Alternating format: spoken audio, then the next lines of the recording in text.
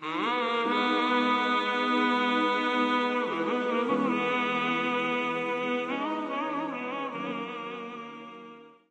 कहते हैं जी मौलवी साहब हमारे घर पूछते हैं किसने जादू किया, पता नहीं क्या, कोई काम नहीं हो, कोई फारूक नहीं बैठा भाई जादू के लिए। हमने अपने ऊपर खुद जादू किया हुआ है, हमने अपने आप को खुद तबाही की तरफ डाला हुआ है।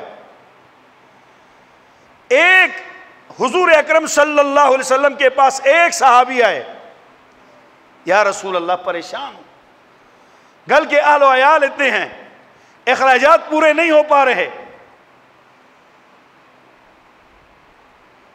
दरवाजे के पास हुजूर अलैहि सलाम ने फरमाया पर्दा लटका दो, जो बाहर दरवाजे उस जमाने में पर्दे होते थे, एक पर्दा लटका दो। कुछ दिनों के बाद वो आदमी नबी पाक के पास आया, या रसूल अल्लाह आज मैं मदीने में तकरीबन सबसे ज्यादा मालदार आदमी हूं, लेकिन सवाल ये मेरी गुर्बत की कहानी सुनकर आपने दरवाजे पे पर्दा लटकाने का हुक्म क्यों दिया? फरमाया तेरे घर के आगे से एक बेनमाजी गुजरता था, जब भी वो गुजरता तेरे घर पर उसकी नजर पड़ती थी, उसकी नहुसत से तेरे घर की बरकत खत्म हो चुकी थी। एक बेनमाजी दरवाजे से गुजरे, उससे घर की बरकतें खत्म हो। जिस घर में 5 जवान बेटे हैं नमाज नहीं पढ़ते, आप इंसाफ से बता दें, अपने घर को अजाब का मरकज खुद बनाया है। परेशान होने से अल्लाह को कोई परवाह नहीं है, ना अल्लाह आपका मोहताज है, ना अल्लाह मेरा मोहताज है। मेरा अल्लाह किसी का मोहताज नहीं है। हमने अपनी तबाही के असबाब खुद खोदे।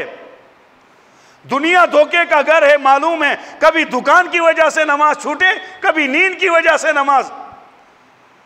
हजरत उमर रजी अल्लाह तआला अन्हु बीमार हो गए, 2 आदमियों के सहारे घसीटते हुए मस्जिद में गए, नमाज पढ़ी और फरमाया हाँ उस शख्स का इस्लाम में कोई हिस्सा नहीं है, उस शख्स का इस्लाम में कोई हिस्सा नहीं है जो नमाज नहीं पढ़ता। और नमाज की हैसियत इस्लाम में ऐसे है जैसे इंसान के बदन में सर की हैसियत है।